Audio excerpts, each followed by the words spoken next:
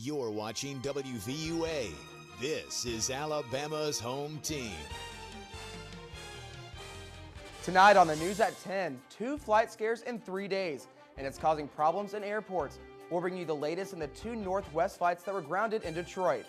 No, it wasn't the Grinch trying to steal the tree, but what happened in front of the Tuscaloosa County Courthouse. Hello everyone, I'm Matt McCoy. Thanks for joining us tonight. Danny Salter has the night off. A Northwest airline jet was met today by police at Detroit's airport, just 2 days after what authorities called an attempt to bomb the same flight. Brendan Gage has the story. Same flight number, more panic. The crew of Delta Northwest Flight 253 called for help Sunday after a passenger apparently became disruptive after spending an extended amount of time in the lavatory. The plane landed without incident. Authorities are calling it a non-serious situation. Here's what an eyewitness said he saw. The aircraft, which looks identical to the one from Christmas Day, is about a mile from the field, safely on the ground, but is completely engulfed by emergency vehicles. Tighter security had been implemented at airports in light of the attempted bombing of the same flight Friday using a small device containing the explosive PETN. President Obama has ordered a review of screening procedures.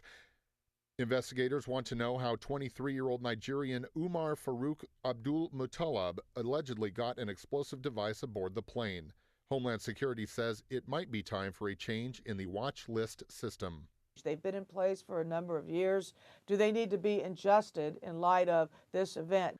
Abdul Muttalab has been charged with attempting to destroy Flight 253 and for placing a destructive device on the aircraft. The suspect claims extremist ties, but at this time officials do not believe he was part of a larger plot. I'm Brendan Gage, reporting from Atlanta. An attorney for Umar Farouk Abdul Muttalab says he has now been transferred to a federal prison. Abdul Muttalab was charged yesterday and is now in Milan, about 50 miles away from Detroit, after being released from a hospital where he was treated for some burns. There's a hearing scheduled for tomorrow in Detroit where the government has requested to get a DNA sample. Abdul Muttalab won't be at the hearing, but a federal defender in Detroit is trying to find a legal basis to oppose the government's request for the DNA.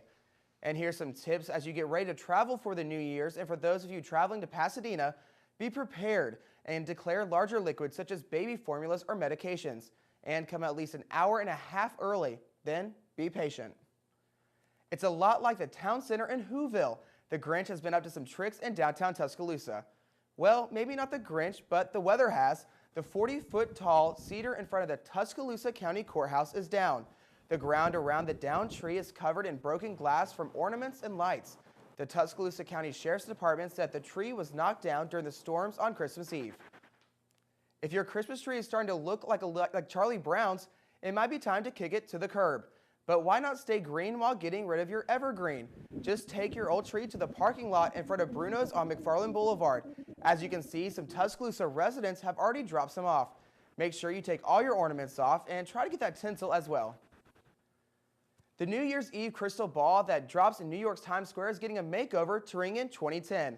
Celebration organizers unveiled the new design today for nearly 300 Waterford crystals triangles to be installed on the giant ball. The crystals feature an interlocking ribbon pattern woven into a Celtic knot to illustrate the theme, Let There Be Courage. The triangles are custom built to withstand high winds, snow, rain, and temperature changes, and they're spot 400 feet above Times Square. And now there's a way to raise your glasses on the new year. Electronically, Waterford Crystals came out with the new Clink Clink application, which lets you toast your friends with your iPhones. Not only can you electronically toast, but send the toast straight to Facebook. The application is available through the iTunes Store. We have much more coming up on the news at 10. Just ahead, what were some of the biggest stories of 2009? We'll have the year in review coming up. I'm Richard Scott. We're dealing with dry conditions across central Alabama this Sunday evening, but rain is in the forecast. Full details coming up. And Urban Meyer has already had a change of heart. Gary Harris will explain later in Alabama's home team sports. Hi, we're the Berencott family, Dan, Mimi, Molly, and Allison, here at Yongsan in Seoul, South Korea. I want to wish Merry Christmas and Happy New Year to all of our friends and family in Montgomery, Alabama. Merry Christmas! Hi, we're the Blockers from Ramstein, Germany, and we just want to say hello to our family in Bruton, Alabama. Merry Christmas, and we love you and we miss you. Into the good range. So Matt, we're talking some cold temperatures over the next 7 days. It's just a really interesting forecast. We've got rain, maybe a couple of snowflakes on Friday. Now, that's one thing I love. I love me some snow. You know, I'm from Atlanta. We never really saw that much snow, and I missed the last little bit of flurries that we had, you know, early this month. But so that's all I'm hoping for is some snow for this weekend. Yeah, I'm a big snow fan myself, but it doesn't look like any big deal right now. Maybe a flake or two, but it's so far out there. We'll keep an eye on it, and we'll let you know with full details as we get closer to it. Okay, thanks, Richard. Okay. School budget cuts, plants shutting down, and the death of an icon. 2009 had its ups and its downs. We'll have the year in review coming up. School budget cuts, plants shutting down, and the death of an icon. 2009 had its ups and its downs. And in case you missed any of it, here's the year in review. In January, people across the country and right here in Alabama were glued to their TVs on January 20th to watch Barack Obama's inauguration as the 44th president. Then on January 26th, Alabama men's basketball coach Mark Godfrey resigned. In February, University of Alabama trustees approved plans to expand the south end zone of Bryant-Denny Stadium. Construction should be completed by the first home game of the 2010 season. Also in February, the Tuscaloosa County School System announced they were going to cut $600,000 out of their budget to cope with proration.